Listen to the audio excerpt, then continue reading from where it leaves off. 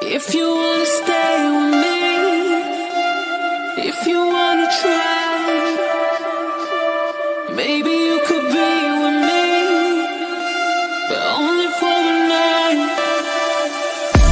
And I let the window open, baby, leave our key outside the door. We don't need to tell nobody, but I think I'm ready to. Hi there, welcome back to the Board Game Specialist. I'm Carla, And I'm Melanie. and today we are talking about our top 9 adventure games. Now, this used to be Yes. almost a category that I never played. I had played maybe one of those games on this list for years and years, and it never really interested me besides that one game. And then I started getting, I think you taught me a game at your house once. And then Okay, yes. it snowballed from there and I started to learn other ones. But So let's talk real now, quick what before we considers get an into adventure our game. top 9. So what I consider an adventure game is something that you're obviously going on an adventure. There's a lot of story involved. You might have to read parts of a story or you listen to, depending if there's an app involved. You have to make choices usually. Well, I guess make choices in every game, but choices will change the whole game, basically, is what I feel like all these games do. What about you? How do you Okay. feel when you think of adventure games? Yeah, what you say kind of fits. Because at first I was like, okay, hold on. Because adventure game, I'm thinking Dungeon Crawl is an adventure game. But I'm thinking like story-driven games are adventure games. It's like, is it one? Is it the other? Is it both? And then I texted you. I was like, hey, so what consists here? Because I had kind of a little bit of different things. And she's like, well, kind of both. So yeah.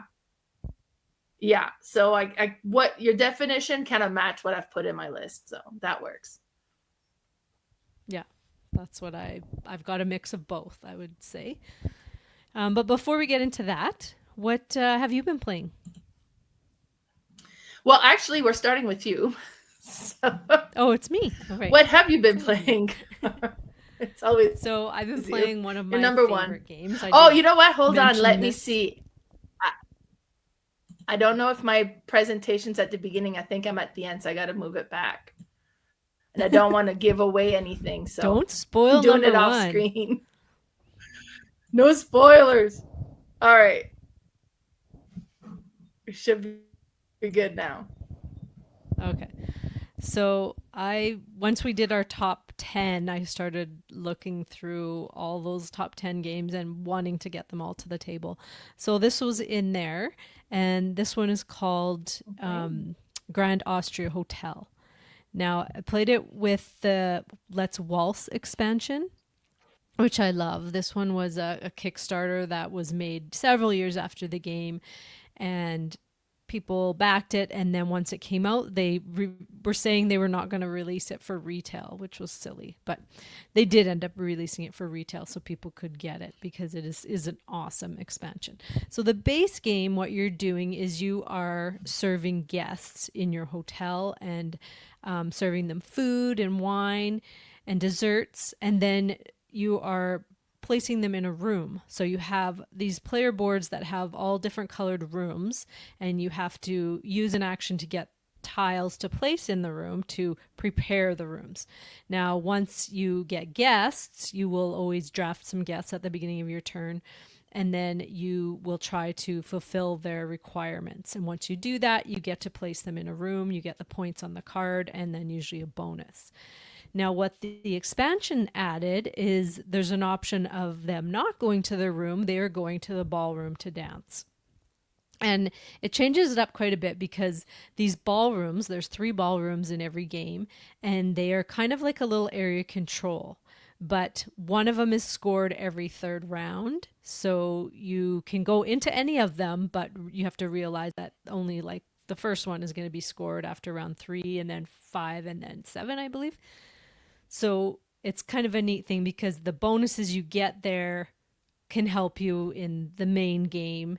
You do need to have champagne in this one. So the resources in the game are typically strudel, cake, coffee, and wine. And then they added the champagne, which is really neat. And it's just like a whole neat setup. It's a tableau builder, but you are also using dice drafting in this game. So the actual actions are drafted with dice. So you have this central board that has 5 different actions on it, and you have a whole bunch of dice that you roll at the beginning of the round, and you place them in these areas. Now, there is a 6th spot, which is kind of a wild spot that you can go to and grab a dice. You do have to pay a coin, but then you can use any of the other spots. And what they have for actions is, you can collect some food. There's 2 different spots to go collect food or drinks. Then there's a spot to just collect some money or to move up on this reputation track that you need to get up. I'll explain that in a bit. There's one where you can go to just prepare rooms. So depending how many dice are there, that's how many rooms you can prepare. And the bottom row of your hotel is always free. And then it goes up from there, $1, $2, and $3. There's also a number 5 dice that will let you hire staff. Now the staff are a big important part of this game because it is a whole other deck of cards that you are going to want to use and hire. And these things will give you in-game points throughout the game. They'll give you end-game points or one-time bonuses. And the way you manipulate those cards is a huge part of the game. It's really neat. But it's just one of those games, you know how I love all the different combos. This is like combo times 10. You can have some turns where you're like, oh yeah, this will do that, and this is going to do this, and then I get to go over here and do this, and you kind of have to walk through your turn because there's so many things that can happen sometimes if you've built up a really cool little engine. But it's just such a cool, unique game. I don't feel like I've played anything similar to it other than the mechanics are similar to other games, but in the whole scheme of the game, it's like quite different, I find. And I do love this one so much. Have you ever played this one yet, Mel? No, not yet. I want to. Oh, really? Yeah. One day. It's awesome. Yes. One of our, our marathon game days, we'll have to play it for sure. Yes. All right. Well, what's the game you've been playing?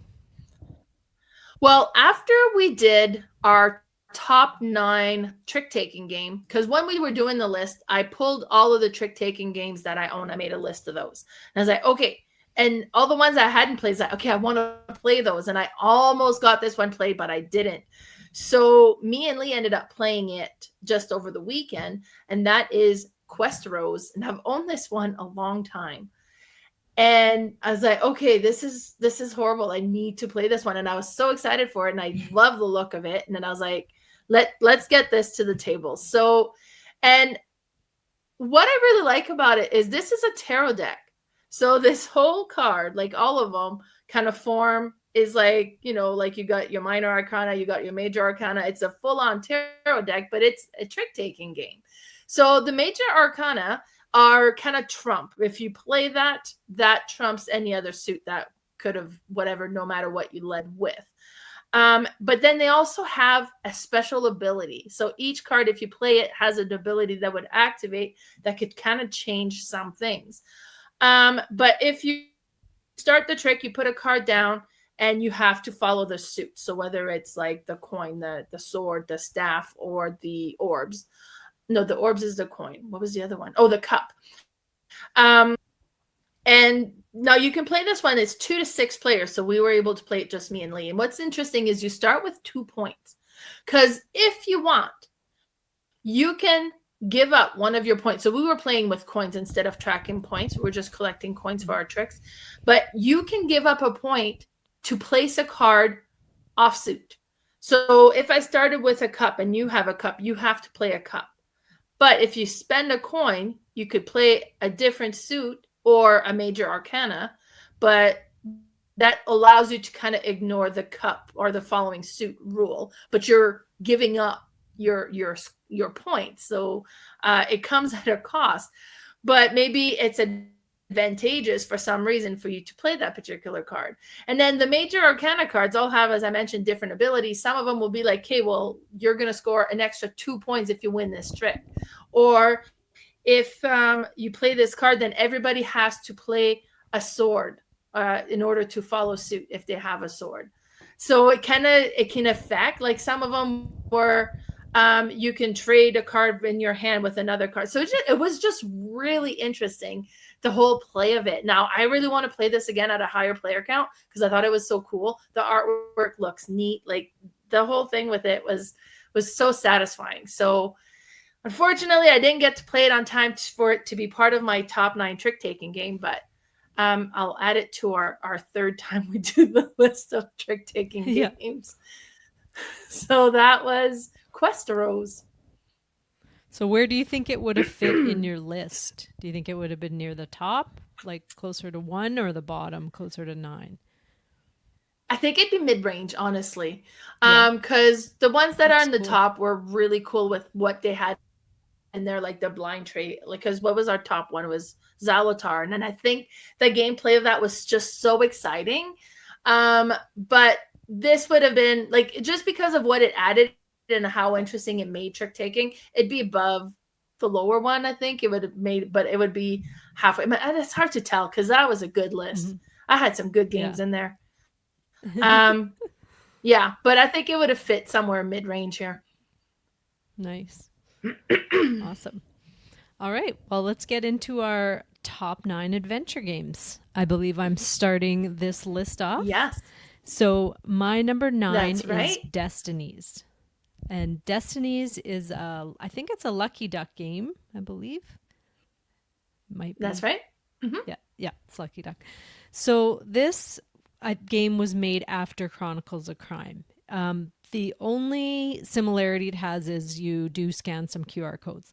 But what you're doing in this game, it is it's actually a 1 to 3 player game. I feel like it's best played at 2 or 3. As a solo game, it's not as... I don't find it as interesting as solo, but it is a really cool 3-player game and 2-player. We've played it together with our friend Kayla, and it's so interesting at 3 because there's different chapters, I'm going to say. I'm not sure if they call them chapters, but each game, because there's a bunch of different expansions, they come with like so many chapters that you can play. And then it's basically, I mean, you could say it's done, but like a year later, if you go back to it, you're not going to remember where anything was or what the destinies were.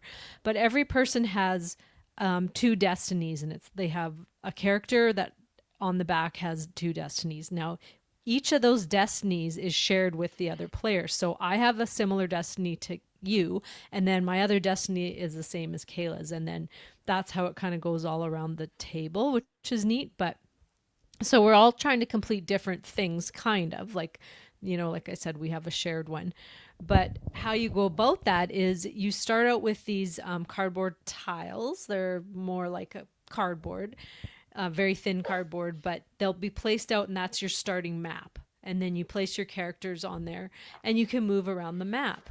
And how you do that is you move from each like card to the other, and there will show some starting locations on there, and you can go and you can check them out, and then you can interact with them. And it's all done by this app where you will like say where you're going. It'll tell you whose turn it is, and then you click on it and you say where you want to go, and then it'll give you some options. And you may have to do sort of like a skill check at some.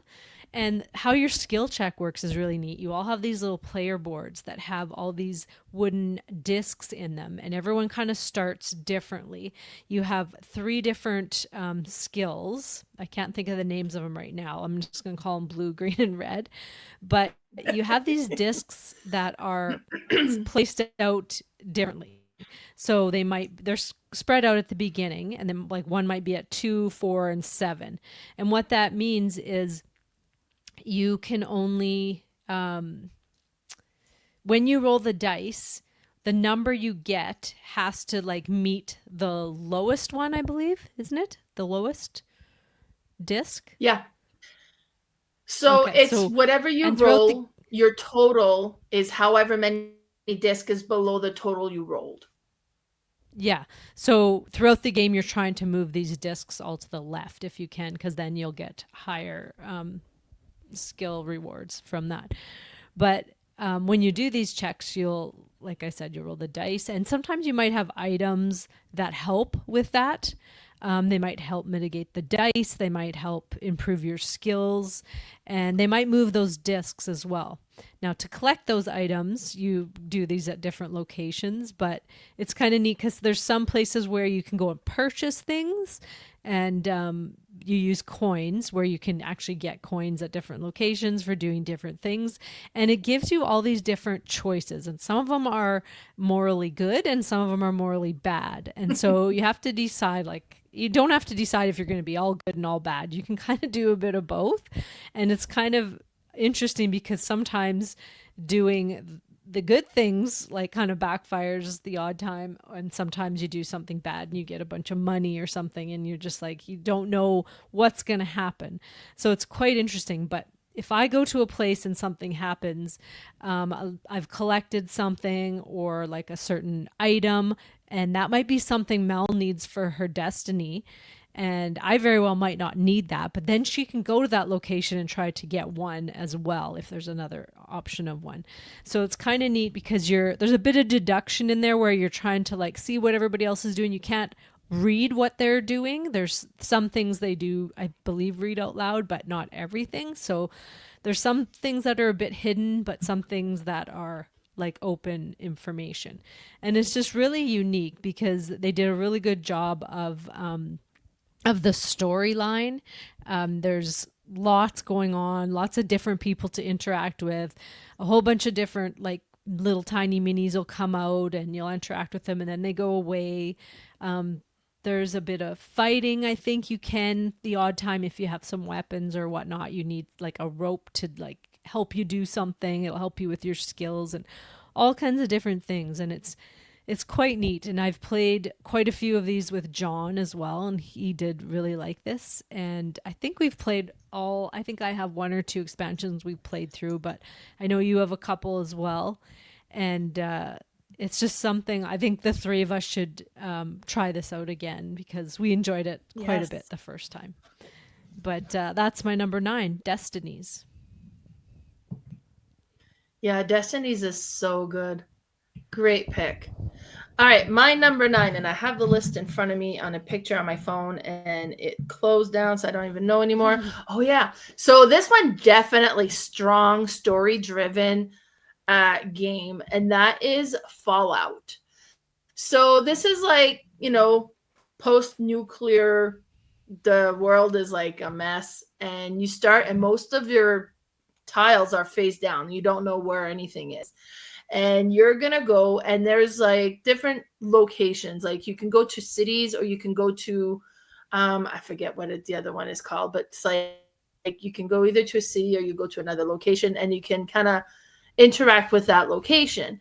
And depending on where you are, be like, okay, so you draw a card, and the card will say something. So the other player will read the card to you, and then you have to decide what do you want to do, and then. So be like, okay, well, and then this is where you can be definitely, are you going to be evil? Are you going to be good? And that will give you an effect. Like it affects your character effects. And if you're good, then you have access to certain things. If you're vilified, they call it, then you have access to different things, right? And then depending on what you've decided, you then have to do different things and roll for see if you're successful. So a skill test as well. But then if you're like, okay, you were successful, add this card and this card into your deck. And then you like the story changes as you progress. And then you add different cards. Or you gain different items or, and then there'll be monsters that you come across. And then because you'll do your action, then the monster do their action, and then they'll kind of move closer to you, or if they're in your location, they attack, and then you have to try to defeat them. And you have the dice, because it's funny, the dice, it'll show what the monster's weakness is. So maybe it's the limbs, you know, if you hit them in the arm and the legs, that's good. Or maybe it's the torso, if you have to hit them in the torso. Maybe it's the head, or maybe they've got multiple weakness. But you roll these dice, and the dice have like a little body outline, and it has like darkened areas. So you have to try to roll so that body they have weakness in, that what comes up for a hit. Um, it's brutal. Like you will get a lot of damage and that sort of stuff. But each scenario, because you can play different scenarios, and each scenario have like a different goal, and you're gonna decide whether you're on which team you're gonna end up, because you can decide this for yourself depending on how much influence you're gaining with one side or the other. And I think it's the vault dwellers, or the, I don't remember what the other people are, but like, so, and you can go back and forth depending on what's happening as well. But I find this one is so interesting with how this, what you do affects how the game progresses. So you can play the same scenario again and again and again, because it's going to be different. You come across a dog, do you help the dog this time, or do you kick him again? You know, like, so different things will affect the gameplay. And then depending on what you collect and this is one that me and Lee will play regularly. We quite enjoy this one. And that is my number 9, Fallout. I've never played this one. I thought you were going to say Fallout Shelter. I didn't know there was a game just called Fallout. So interesting. Does this come from a video game? I also got Fallout Shelter, but I haven't played it. Yeah, Fallout is based on a video game, and now it's based on a movie. They've done or TV series, right? They've done a Netflix series. Is it Netflix that did it? Neat. But yeah. Cool. All right. Well, my number 8 is Agemonia. Now, this one is a big, sprawling dungeon crawl game that I got over a year ago, I believe. And I was so excited when I pulled it out and read through like the introduction, and we played the intro game. And in this one, like, we actually ended up playing 2 characters. It's a legacy game. And so we each played 2 characters, and you start out like in this little warehouse, and you're like doing all kinds of things that they need you to do, and you collect things, and you have to like use your stamina. And if you can see these little chips on the board, that's how you spend your health, kind of thing. And then you can kind of gain them back with actions. And it's really neat. I've never played anything like it, so I was just in love with this game. And so Cherry and I, a friend, we started this campaign and we played, and now we've played probably 20 to 30 games of it. And it's just starting to sort of like not wear off, but it's like I'm fine. Most of my games I get played like, some of them only once a year, some of them once every 2 years. So, and I still love them, but it's not like I would want to play them all the time. So I have discovered with myself that I do like legacy games, but I don't know if I like them longer than 20 times in a like relatively short period of time. I really do like this one, but it's not something I just want to play over and over and over and over right away. It's, probably very similar to Gloomhaven. I've not played Gloomhaven. I've played Jaws of the Lion, and that one is more of a card play, where this one has more of a dice mechanic that you roll for different skill checks and things like that. So there's probably more luck involved in this as opposed to just cards, you know, because you're literally relying on dice, but it is a lot of fun. Like I said, I discovered, I think I'm capped at, you know, maybe 20 games in a legacy game from now on. I don't think I will ever purchase a long one, because I like variety and I like to play lots of different games. But this is a really good one. And if you are into that kind of lifestyle game where, you know, you can play the same game once a week, you know, over and over and over, then, you know, this would be the game for you. I know she had played through the whole Gloomhaven and I think the whole Frosthaven campaign with another group. She really, really likes it. So that's coming from 2 different types of people, one who just loves the legacy and would continue on and on with the same game. And then me, who I do like legacy, but I think I like a shorter legacy game. But the gameplay in this is really fun and unique. And that's my number 8, Agemonia. It looks impressive. That's a beautiful looking game. Yeah, because the maps are all All different. right, That just shows one map there, but oh. it's quite So is it like huge. a Yeah. book or is it modular? It's there's a book and there's separate maps and they're huge, like they're Okay. giant maps. So it just depends on the mission that you're doing at the time. Yeah. And just like all the other type where you can go into the city and do things and then you go on your missions and try to complete those and whatnot. But yeah. Sure. Nice. All right, my number 8 is another very strong story driven game. I'm going to stop saying that because I'm going to be saying that about every one of them. Yeah, but this they're is all. another one where the other player, right?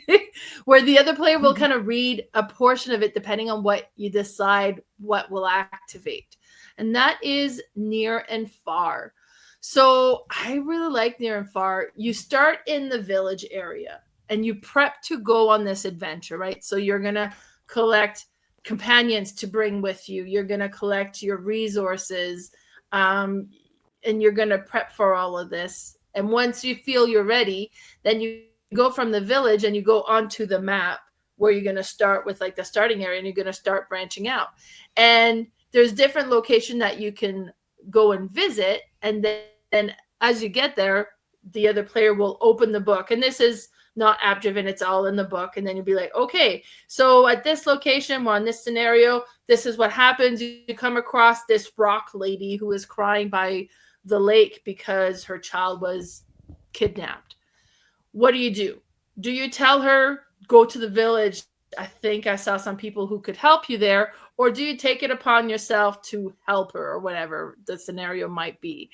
But then there's a skill test and you can kind of like, okay, well, sheesh, I'm not really well equipped for that right now. So maybe I should send her there so I don't fail. At least I'm successful in sending her there. Like, and you kind of decide on how much are you going to commit to doing this skill or whatever, this challenge that comes up. And then based on what you're doing, whether you're successful then, and then if you're successful, what you get from it.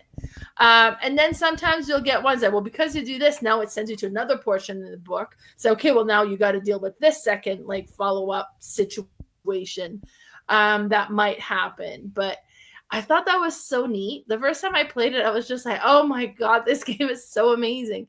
And you're putting like, sometimes as you travel, you kind of will deplete your energy and then you need to camp on the map in order to regain your health and stuff and then kind of keep going. You're collecting items that you'll be putting in your back, but you have these little animals that can help you. And it's like, I don't know what type of bird that is, an emu bird or a turtle. So like the whole thing, and then the artwork is really neat and the story's interesting. And I just really like this game. So that's my number 8, Near and Far. Yes, this is a really good game. And it was tough not choosing this, but I'll explain why in a few games here. I'll explain. So my number 7 is Eila and Something Shiny. Now, I originally bought this game to start my grandchild collection for when I have grandkids and probably Which don't 5-6 exist years from now. But I did know that it was like a little mini legacy game that I could play through too, and that it isn't just for kids, but it was something I could do with a child possibly.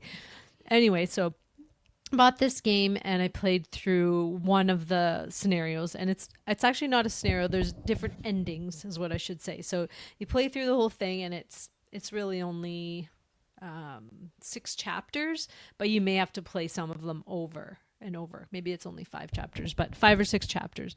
And it looks quite childish, but it actually isn't.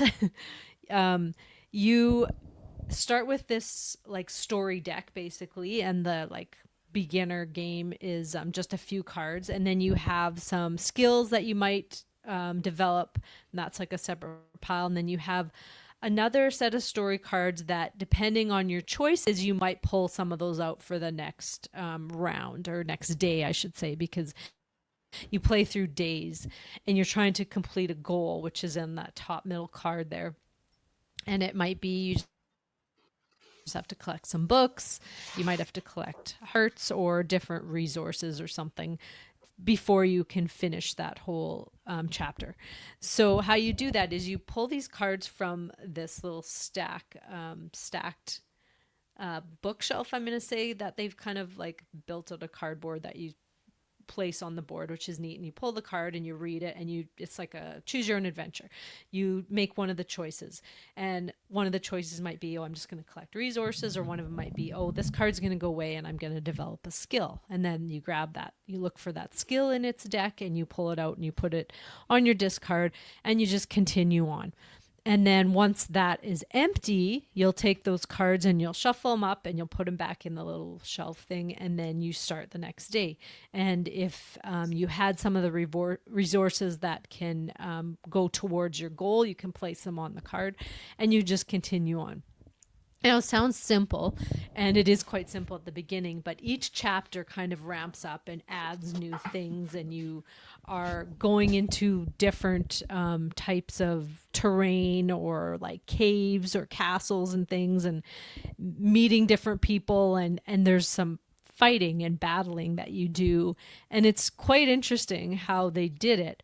Now, I've played through 3 different endings now, and the first one I was, like, oh, well, that was really cute, and like I was sad about one part. I'm not going to spoil it. And then I lent it to a friend, and I said, you should play this with your daughter. And so he borrowed it, and he played through it, and then he's like, did you check the other endings? And I was like, no, I haven't. So then I got it back, and I played through these other 2 endings, and wow, there's some dark stuff in there.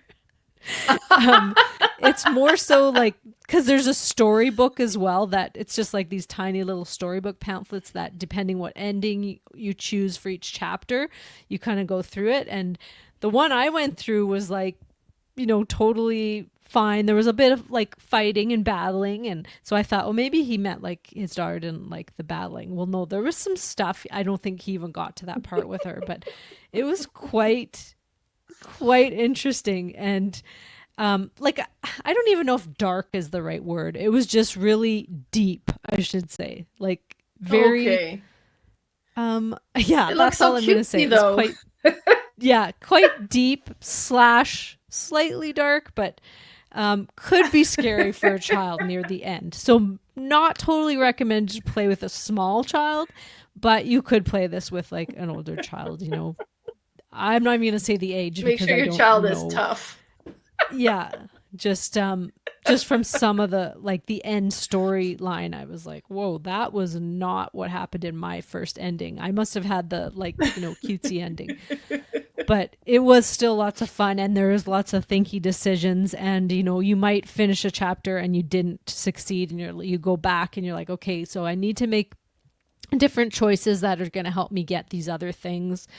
And so you might have to do that a couple times and then get through it. But it was really interesting, and it plays really fast, and there's only 6 chapters. So it's just kind of like a little adventure that you can go through in a short period of time, which I discovered that I quite love.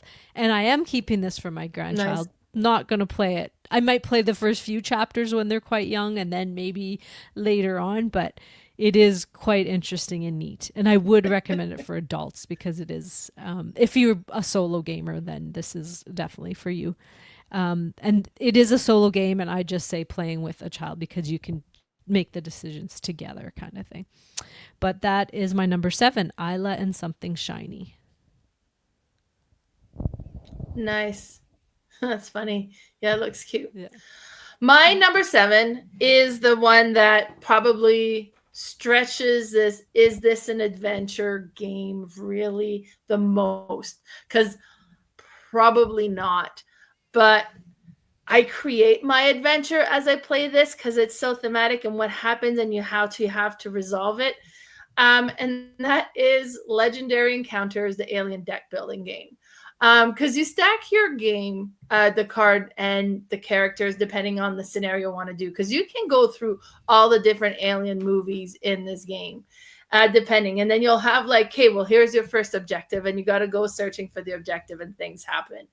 If you get the face hugger, then you have to destroy that face hugger before your turn comes around, because then you're going to have a chest burster somewhere in your card that is going to come up. So is it very story driven? Not to the point where you're pulling a book and reading on it, but it's like as you play, it feels, and I think it's just because this particular version is so thematic, they do such a great job with it that it almost kind of feels like it is, but it's not a pure adventure game. This isn't the game that would really fit that category really well, but I snuck it in anyways. And I mean, and I talk about this game lots. It's made many lists. It's just so good, and I absolutely love it. And it's a deck building game, but just the feel of it and trying to complete the mission so you can be successful, or do we all die? I absolutely love it. I think one time I died right away, and I was like, all right, well, you're on your own. So we had to keep going and see how long it took him before, but he ended up dying as well. But it's because it is a cooperative game, but I just absolutely love it. And that's my number 7, Legendary Encounters, Aliens. I want to get the Matrix. I haven't got the Matrix yet. We have the X-Files. We have, there's a bunch of them out there. But yeah, so good. Cool. That does sound fun. All right. My number 6 is Adventures in Robin Hood. Now, this one, I had kind of looked at this for quite a while before I actually bought it and tried it out. There was this really cool novel in the game that it looks like a leather storybound book. That really intrigued me. And the play is really neat. You have this big board in front of you with all different kinds of, there's like a castle and a forest and all these different things. And you have these tiles that are they're, how do I describe it? They're inset in the board. And so you can, you will have to not peel them off, but you have to kind of pull them off. And what happens is they're all on the board to start, and each of you are a character. Like you could be Robin Hood, Maid Marian, Little John, whoever. Now we were playing with 3 people. And so what you do is depending who you are, I think somebody always has to be Robin Hood in this game. And then you start at a location, and then to move, what you do is you pull these discs out of a bag, and if your color of disc comes up, it is your turn, and then you will move. And how you move is you have all these different characters, and they have these little long rectangles behind them, and some of them they're all different lengths, and that is the length of your movement. So you can use all of them and line them up if you're trying to get far, right?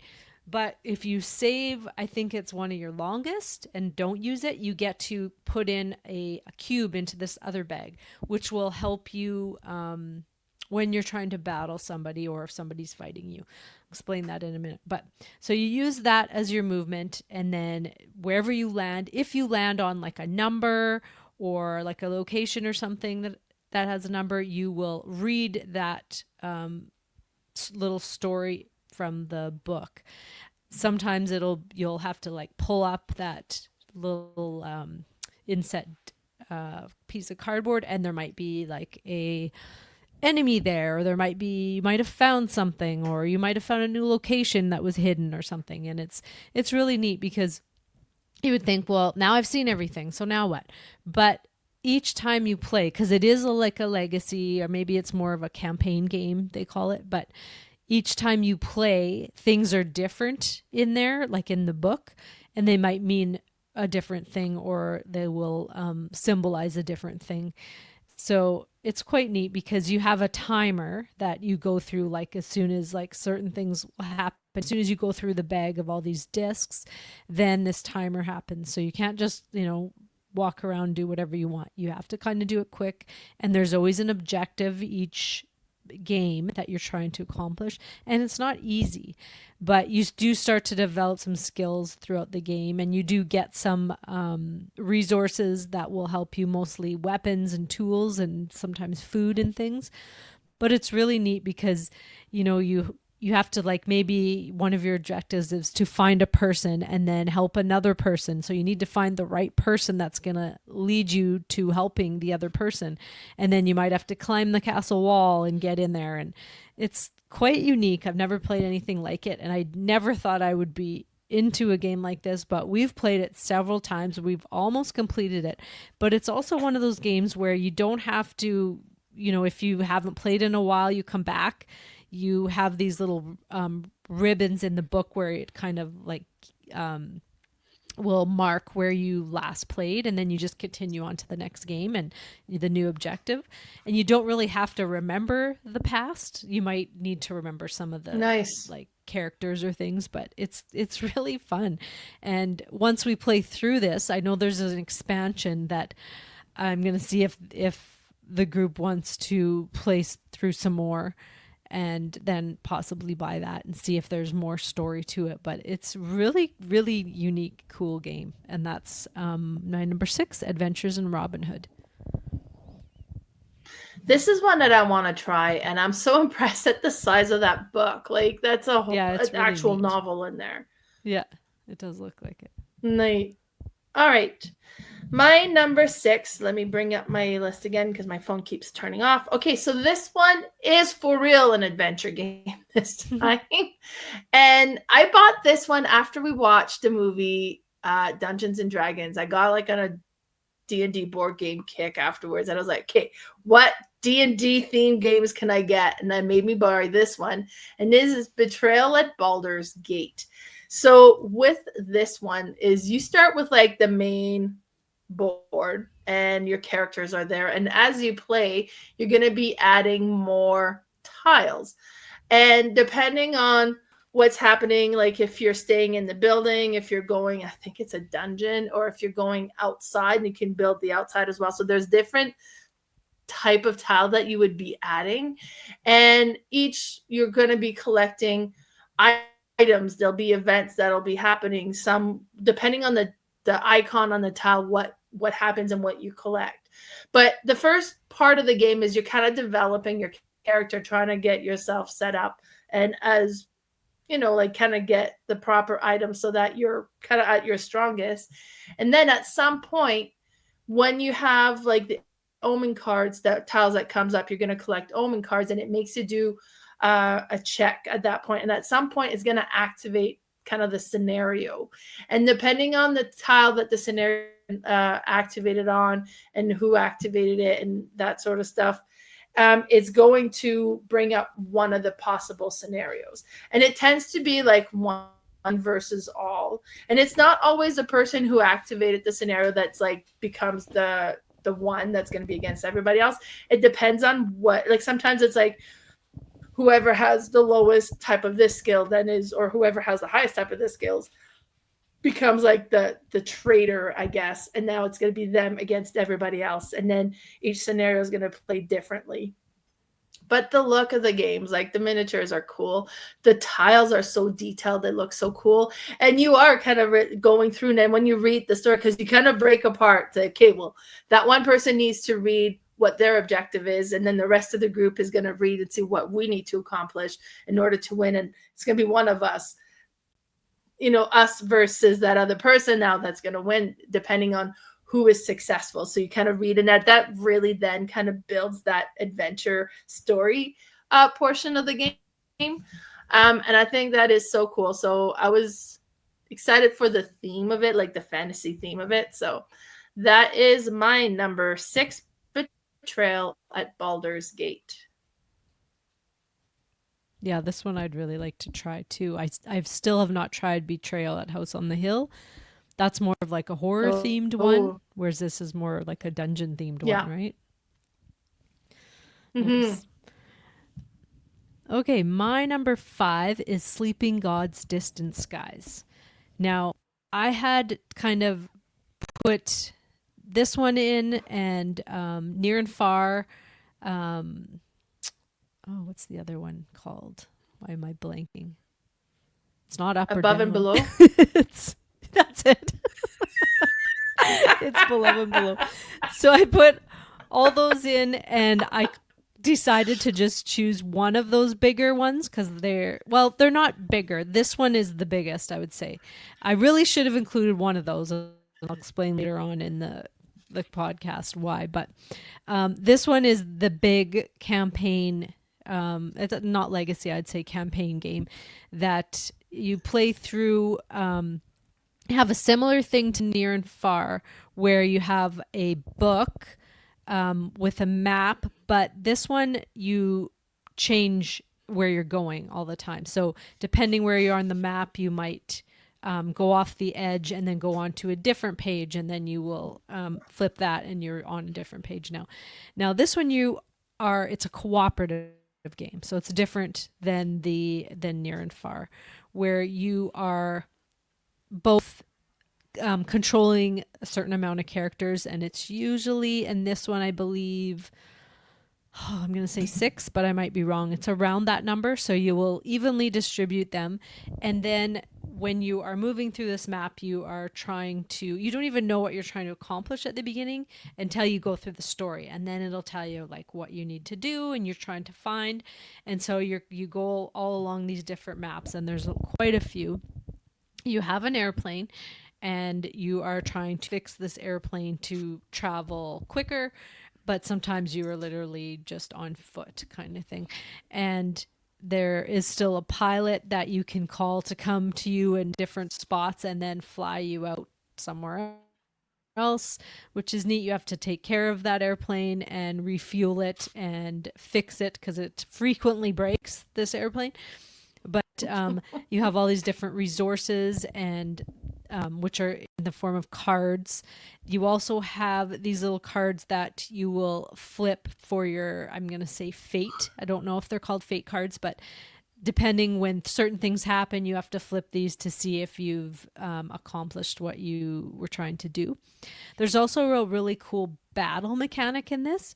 So when you do run into certain creatures or monsters or whatnot, you have this card battling system where it lines up all these cards, and then you place all these little chips on these cards, and then you try to battle in a grid form. And I'm not even going to explain it on here because I will not do it justice, but it is the best battle system I have seen yet. It is so neat and unique. But you have all these different, like each character has different skills, and you can build them up in different ways. So it's quite neat, and it feels so adventurous because every game will be different. You could play through this again, knowing there's certain things in certain areas I would totally forget a few months later. I wouldn't have a clue where anything is, but you could play through it again and have different skills for each character and do different things. And it's one of those games I feel like, you could put away for a few months, maybe for some people a year, come back to it, do another whole campaign of it, and have a completely different experience. It's so awesome. I did have Sleeping Gods as well. That was the first game in this, and then they made a sequel to it, Distant Skies, which I feel like streamlined it a bit. Sleeping Gods had quite a few more characters, so you had to, if you were doing this solo, and I have done it solo and 2-player, then you had to control like 9 characters, which was a lot to kind of handle. Whereas this one was only, I think, 6 or 7. But it was so fun, and the story is really neat. You can read through the book, or there's an app that you can use to read it out to you, which I enjoy because I enjoy their voices and whatnot. And it's just like the choices you do are so interesting. And then there's also a puzzle aspect to this one. There's certain places you go to, and it's like a riddle or a puzzle you have to figure out, and they're not easy, but it kind of adds, something else to this adventure game, and I really love it. If you are a Ryan Lockett fan and you like any of his games and would like to try like a bigger campaign game of his, this is the one I would recommend wholeheartedly, and that's my number 5, Sleeping Gods, Distant Skies. It looks really good. So I Yeah, like the look of that's that. neat. My number 5 is a game that I played in its prototype form, and then I played it after it was complete, and then I've acquired my own copy. And what I love about it is when I was in high school, I was a big fantasy novel reader.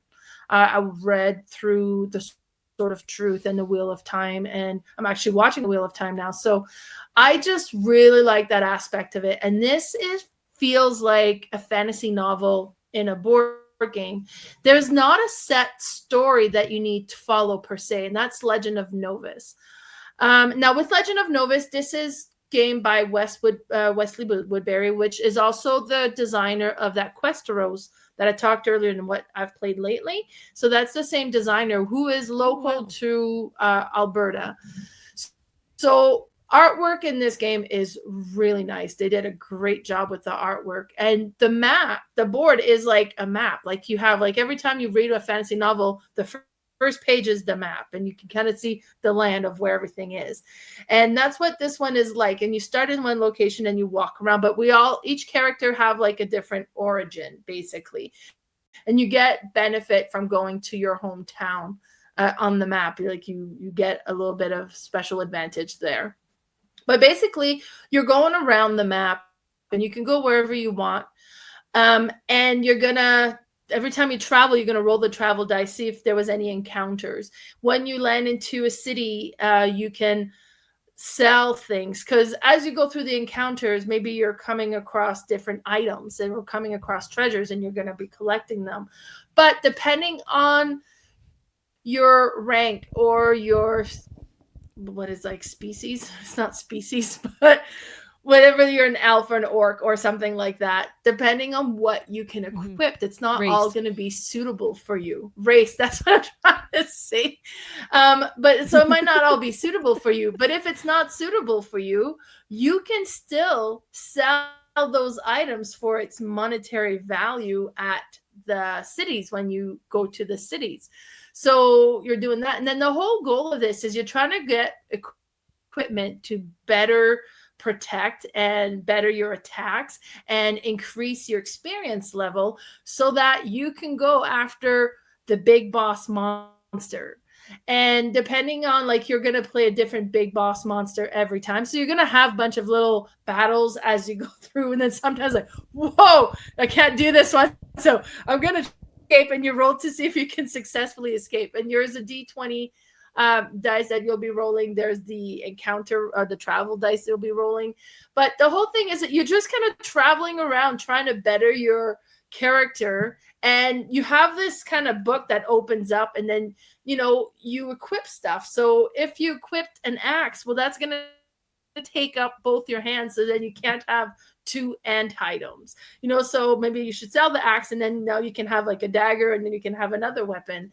Or you can equip boots, you can have like a ring that's going to give you different abilities, you can have a mask or a head, or like, and there's a space on that board for everywhere depending on what you're going to equip. But if you're getting too much of a certain thing, then you're going to want to sell those.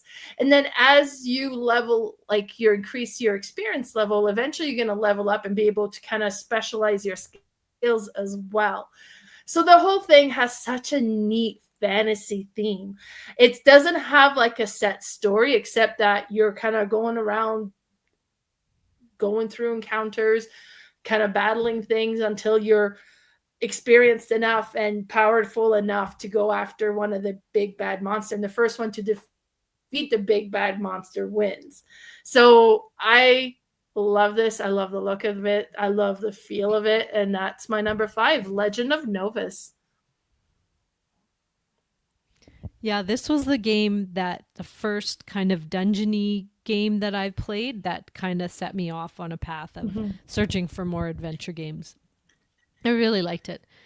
It's really neat, and I'm so glad it's a local designer. That's really cool. Yeah. My number 4 is This War of Mine. Now, this one I had been looking at for quite a few years on and off. I thought, oh, would I like that game? No, maybe not. Oh, maybe I'll like it. I kind of went back and forth to it. And then a friend of mine was selling it. So I said, yes, I'll definitely take it. and I played through it solo a bit, and then John. One reason I actually ended up buying it was John said, he's like, yeah, I want to try this out. This looks really cool. He loves history and war and all that kind of stuff, and oh, this reminds me, he really wants to learn Memoir 44 before I forget. I'm He gonna have to get him should. to teach me Oh, so good.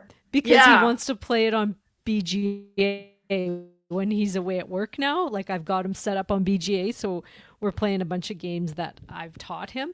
But he had hearted that one, and I was like, I don't have that game. He's like, well, I want to learn it. I'm like, I cannot learn that game on BGA. I'll get Mel to teach me, and then I can teach you on there. But anyway, that was a side Yeah. note. This War of Mine. So what Squirrel. this is yeah, squirrel.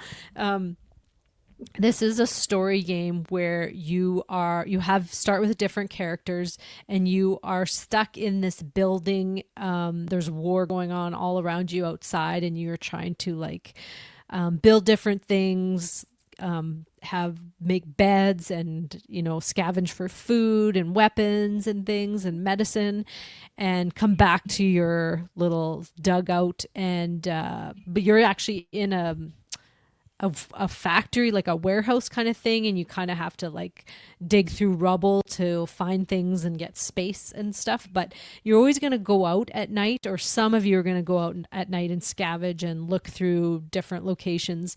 And there's 3 different locations you can look through. And how it works is it's like a deck of cards that you will kind of go through, and sometimes you'll find some really cool things. Sometimes you'll find some gangs or different enemies that you're going to have to fight. And if you don't have weapons, well, good luck. You will get injured. And then you come back and see if anybody scavenged you or tried to break into your place and get things. And it's just the storyline behind this, because a lot of things you do, you have to read entries, or again, there's an app that'll read it to you. The choices you make are quite tough. Sometimes you have to, choose between saving yourself and possibly helping somebody in danger.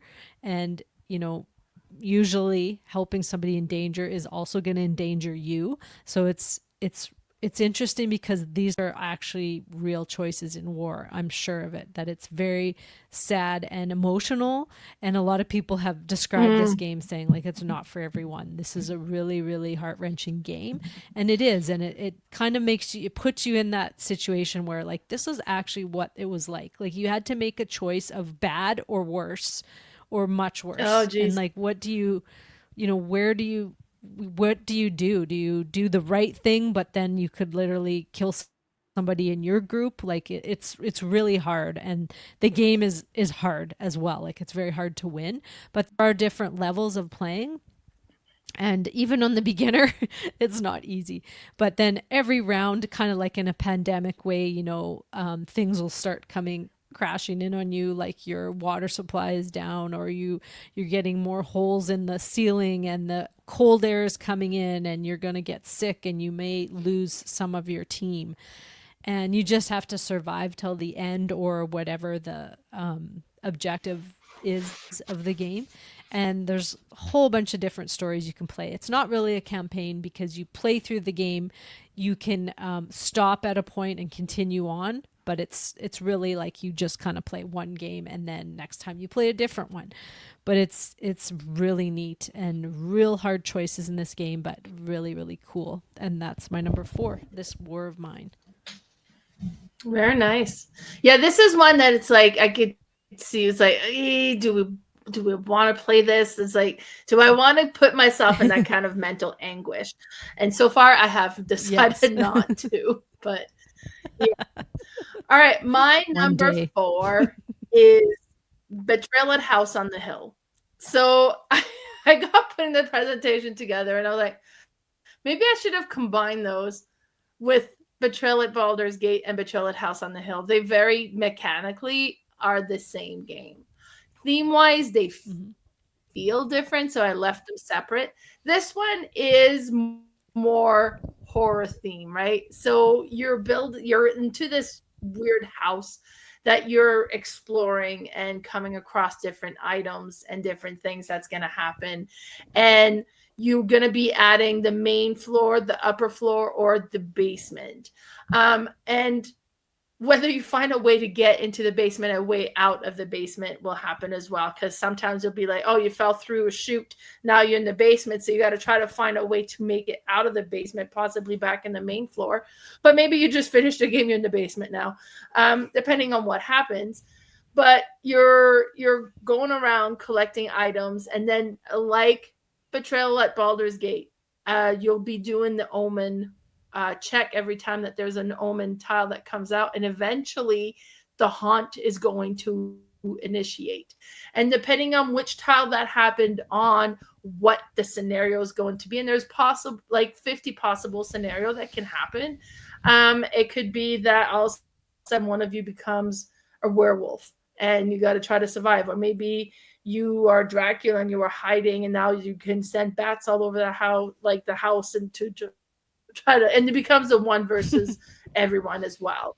And I think this one is so neat. I love, for some reason, I hate watching horror movies. I don't like to be spooked, but in board game forms, I am all over it. And this is just one that really appealed. I remember the first time I played this, I was just getting into the hobby. My sister-in-law had got this as a Christmas gift for me. And I played it with the boys, and they were like preteen at the time. And so when it became one versus all, I was always the one that would be versus the two of them. And this was like the first game that I realized, oh my God, my kids can play really cool games. And oh my God, where has this game been? Like, it's insane. I loved it. I was just so impressed with this. I absolutely loved it. And that's like, after playing this one, is like, okay, I need more. Like, and I got hunting for more, but I was so impressed with this one. And that is my number. What are we on? 4, Betrayal at House on the Hill. Awesome. I want to play this. Halloween month, we have to play this. Yes. Yes. All right. My number 3 is one we just played last week when we had our little marathon. Me and Mel had a day and a half together. We had a friend, Kayla, come the one evening, the half day, I'm going to call it, to play some games. And this was the one we played that night. And it was one of the games we played that night, but it was awesome. And I knew I was going to like this game before I played it. I had kind of researched it and knew you had it. And it's not a game that I think if you have a group, like a game group that you play with, you know, every once in a while, you don't all need to own this game, because you're going to play it together. Most likely. I wouldn't play this by myself. I don't think John would like this. Maybe, I don't know, but I loved playing it with you guys. It was so fun. Now, this is definitely like a dungeon crawl story game, but it's a one-time game, and then you can play a different, like it's not a one-time shot, but you just play a game. It's not a legacy or campaign game, I don't believe, unless there is that option that I don't know about. But there's a lot of expansions. Play through the game, so you each have a character, and maybe okay. Which game is it? So you each have a character, and you start in. Oh, I didn't even say it. It's Mansions of Madness, the 2nd edition. I thought I said it. That's hilarious. Go through the whole thing. What is it?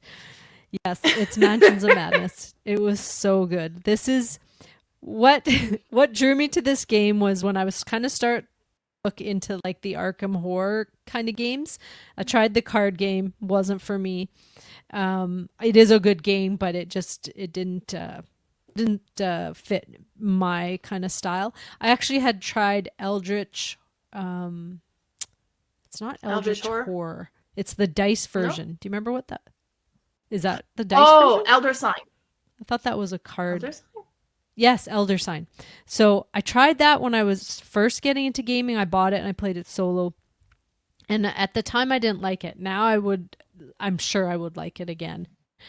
I may try to seek that one out on the used market, but anyway, so then that's kind of in the same world. And then, but I knew I kind of wanted to try a game in this world, and I kind of researched this one and found out that there's like puzzles involved in this one too. And, you know, there's a story, and you're kind of going through this mansion trying to accomplish a certain thing.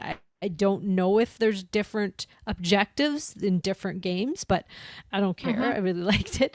And so we move through this mansion and we can search different things and open different doors, and things are going to happen to us and we have to make decisions. We will end up gathering some weapons or just resources of some kind. We will take danger and can possibly go insane depending how much danger. And what was the other word? So the danger cards, and then what are the blue cards again? Sanity. The blue cards are called sanity? I thought they were called something I don't else. know. The horror. But anyway, yeah, I can't remember what they're horror cards. Yes, that's what was it. So you had Yeah. the horror cards, and then sometimes that would make you take danger cards. And you have a limit on your character board of how many you can take before you get injured. And then once you get injured, I think you have another kind of chance. And then after that, you can I think you can die. Didn't we lose Kayla in this game? Or she became very We lost injured. Kayla. But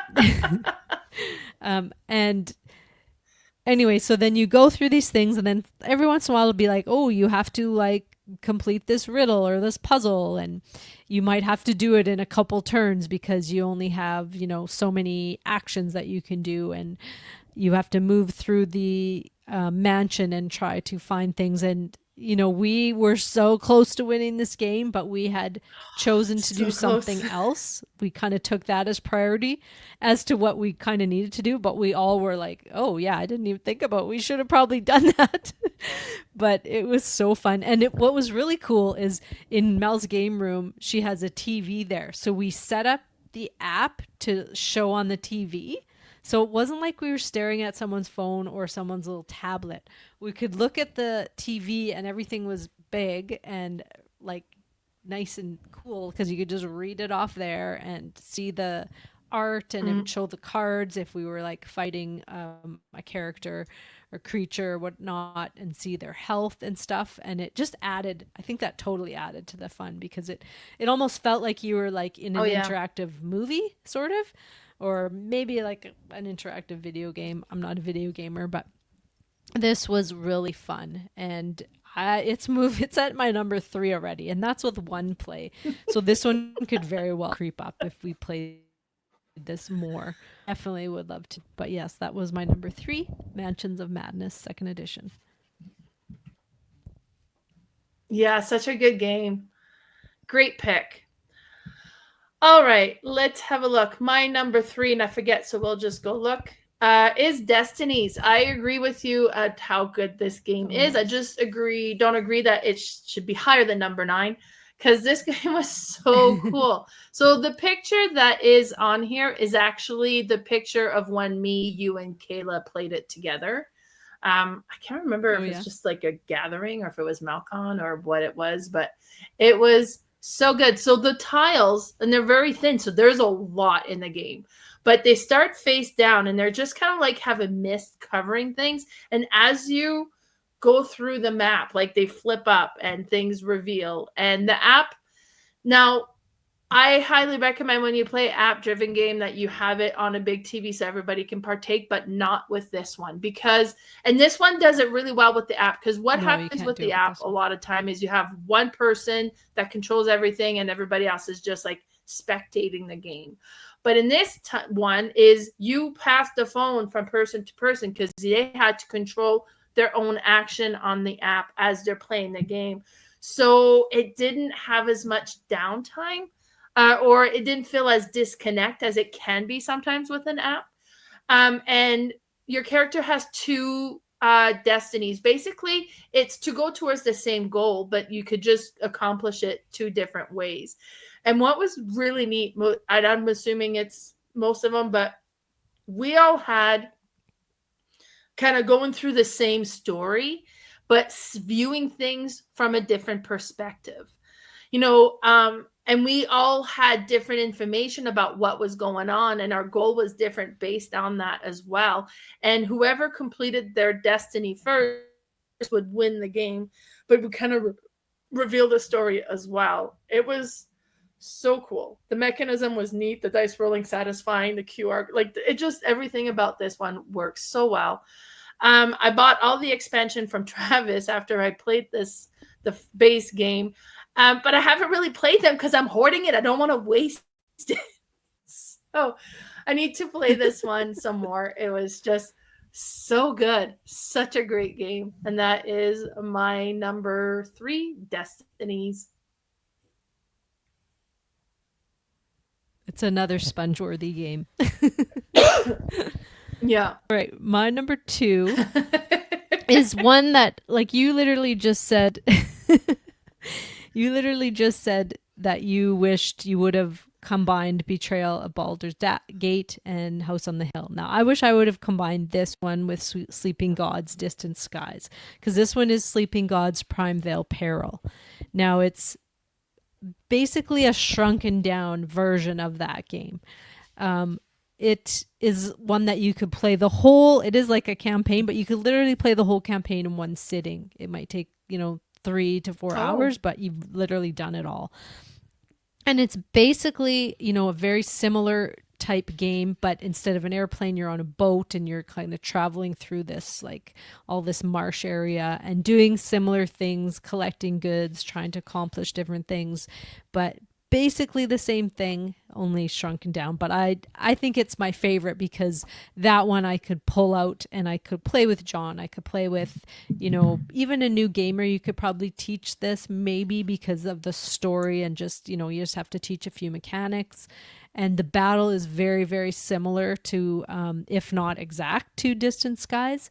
But it's just like an awesome little story where it's a short version of that, campaign game that might take, I think the Distant Skies, I can't remember how many. I believe there was about 8 to 10 games, whereas this one's more like 3 to 4.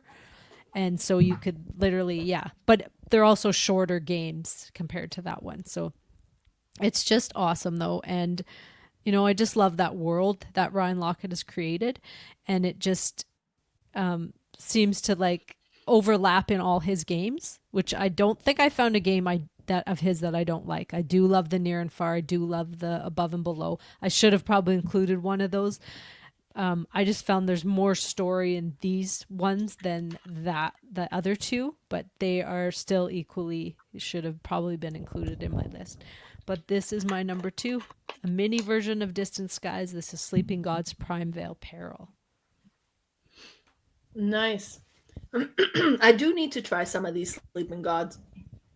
They look so good. Yeah, you'll like it. My number 2 is another crossover, and it is Mansions of Madness 2nd edition. I do love this game so much. It is so interesting. And what's really neat about it too is you start a scenario and you don't know what your goal is. You have to discover that as you travel through the mansion that you're been invited to. Like it'll tell you, the app will give you kind of like a bit of a beginning story of what's going on. The one that we got invited to this astronomer's house, and turns out there's a seance going on and we needed to stop it. But like it starts, it is like you hear a noise to this side of the house, and then we all went on the opposite side. I was like, oh, I suppose we should have followed the noise. So it's like, okay, make your way back. So we're coming back. And then but what's cool is like a lot of the minutia is handled by the app. Because it's a set map, but you just don't see it. So you don't have to set a bunch of boards face up. You just travel, and as you're like, okay, I'm going to this door, and you click on it saying, okay, I'm opening this door, and the map says, the app will tell you, go get this tile, and you add it this way. And then as you walk in, you can notice there's something on the desk. There's papers thrown about. You should check that out. Or there's this over here. You should check this out. And there's a person sitting there, and you should attack him and kill him, or whatever is going on. But because part of it is there's something that we needed to stop. But we also had to kind of collect information to discredit the person, and we had gathered all that we needed. We just needed to make it out of the front door, but I had a broken leg, so I couldn't move very fast. And Kayla had taking so much horror that she had gone insane, and take so much horror again that she died. But then she had also taken so much damage that she became injured, and it was just not going well for her. And then at first, I'm like the old guy, and I have a 2x4, and I'm the one that's killing all these people. Because they kept coming to me because I was the closest. And it's like, well, let me hit him with my 2x4.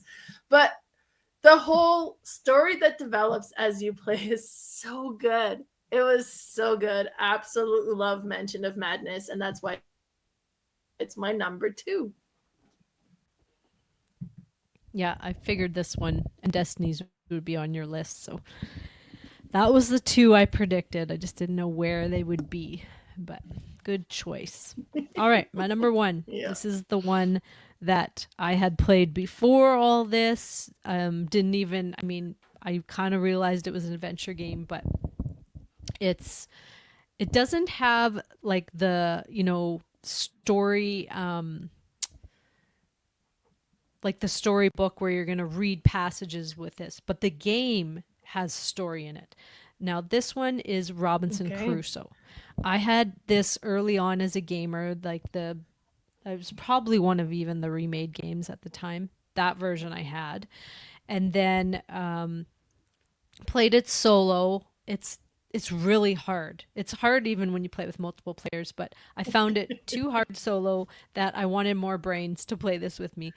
So I think 2 years ago they came out with a big fancy deluxe edition, which I did not back, and then regretted it last year. And I thought, I'm going to just see if somebody's, what happens sometimes is you kickstart games, and then when they're about to come or they come, you're like, I don't even know if I want it anymore.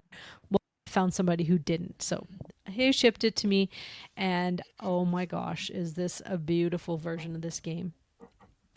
We played it with I played it with 2 other people, and it was awesome. I do love playing this with other people. You are literally Robinson Crusoe on a desert island, and there's so many different scenarios you can play. There is a little campaign you can go through in this newer version, because it has like this adventure book, this spiral bound adventure book that will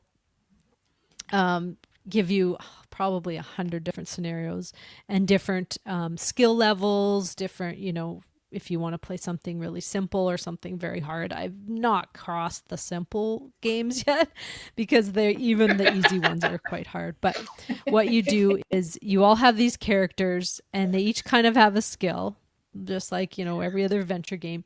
But you are using worker placement in this game, and you're going to different areas and exploring and building things and hunting animals and all kinds of things. And depending on your objective, you may even have to rescue some people.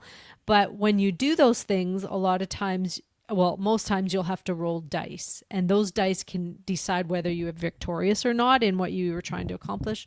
They will possibly make you draw a card, and these cards have different choices on them that you can do. You might take an easy choice, and if you do that, it'll go back into this event deck that it's going to come back and bite you again, but you did get something cool there. Or you may do something that's a little more difficult, and then the card will go away. So that's where I found that how the story evolves as well as the gameplay. But the cards are so neat because you do start with an event deck and you pull them up, and there's always like a little thing you need to do that round, and you place it in this area. And if you don't do it that round, it'll slide over. And then if you don't do it next round, it's going to fall off, kind of thing. And then there's a negative consequence. So you're always trying to take care of that. There's different like treasures you can find and treasure cards, and they can do different things. Some of them are good treasures. Some of them are curses or bad things. There's different animals you need to fight. You're fighting the elements in this one because you're trying to build up your shelter and trying to make it stronger, because every round it gets a little more difficult and the weather gets possibly worse because you add more weather dice at the end of the round. You always have to feed yourselves, and if you haven't hunted enough food or gathered enough food, then you're going to take damage.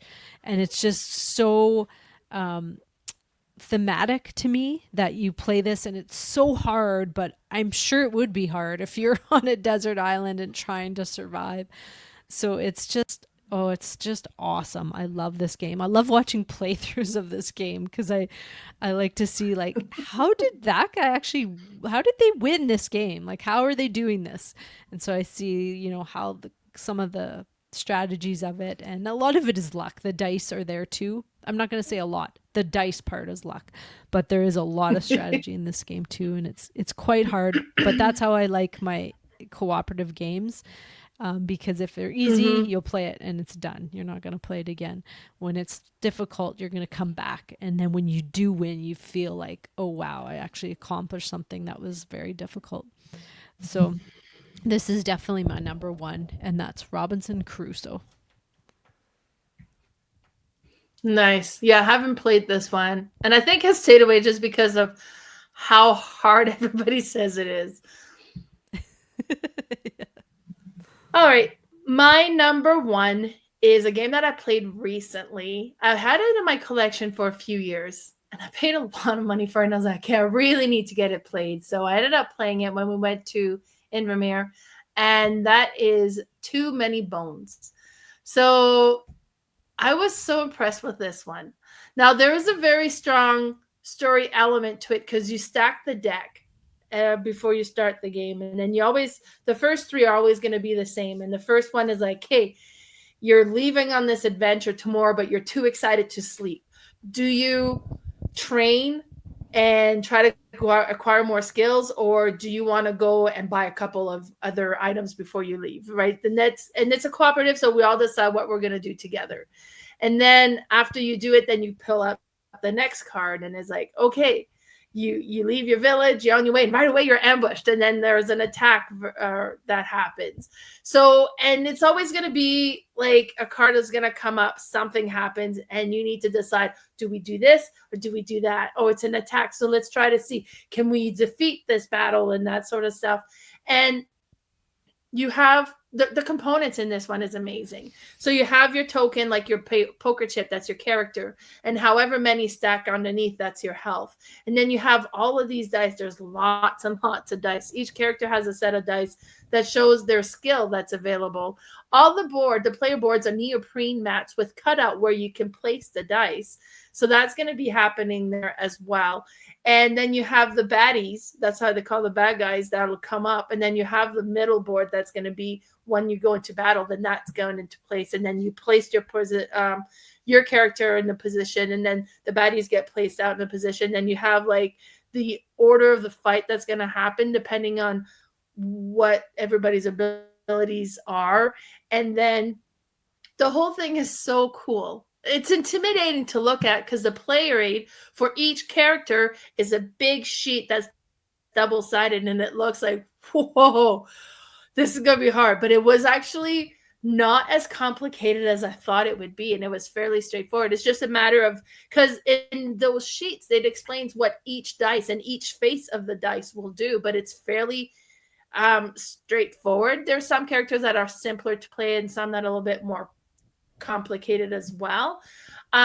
We played this at as I said, in Invermere, and we said we won. I recorded it as a 1, but it was questionable. We might have died. So, and then I played it again with Liam. We for real won this time. So, but it was just so interesting. And because the deck kind of brings out something differently, and depending on what happens, sometimes new cards get brought in depending on what you've decided to do. So definitely has that story aspect, adventure element to it. But great game. And that's my number 1, Too Many Bones. Nice. And this one isn't a campaign game, right? You just play one game and then you go on to the next one kind of thing? Yeah. You kind of set up the different scenarios you're going to go through. Cool. Awesome. All right. Well, that was our top 9 adventure games. Now, there was one that I didn't list in this game only because I felt it was more of an RPG. I have still yet to really play an RPG, but I've played Legacy of Dragonholt, and that one is very story driven. It's more like a choose your own adventure, but you do have characters and you do develop these characters like you would in an RPG game, but you can do this solo. You can do it with, however many people you want, but it was quite interesting, but it wasn't enough of a board game for me to list it in here. It was quite an adventure though, because you read through these story, little inserts that if you choose this, you go there, you do this, and then you go back home, you sleep, you rest, you eat, you can develop skills and do all those kinds of things. But it was quite a neat experience, I should say. It would really be neat for a couple to play through that. Once you know the story though, this is one I don't think you could redo, because I thought, oh, I'm gonna play through it and then maybe me and John will, but then I kind of played through the whole story, so I don't think it would have been as interesting because he wouldn't have knew what could possibly happen, but I would. So I wish they would kind of make more of those though, because it was really, really cool. But now our next topic is going to be, so we're going from these big sprawling adventure games that kind of take up the whole table to these little tiny micro games. Now, how we decided on a definition was we decided 30 cards or under, or Right. Yeah. or basically like something like a deck of cards. Very few, if any, tokens. And then what was our other stipulations we decided? Fits in a shirt pocket kind of thing. Or the weight, if it's like 20 grams or oh yeah, the weight of it or whatever. But something that you could really bring, like if you don't have a purse, you just have a pocket and you want to go to a restaurant and play, or you're at an airport and you have no room for any games or something. But these can be fun too. So this will be interesting what our lists of that will be. I think our list is going to be very different because we haven't like the ones you were mentioning is I don't have any of those. So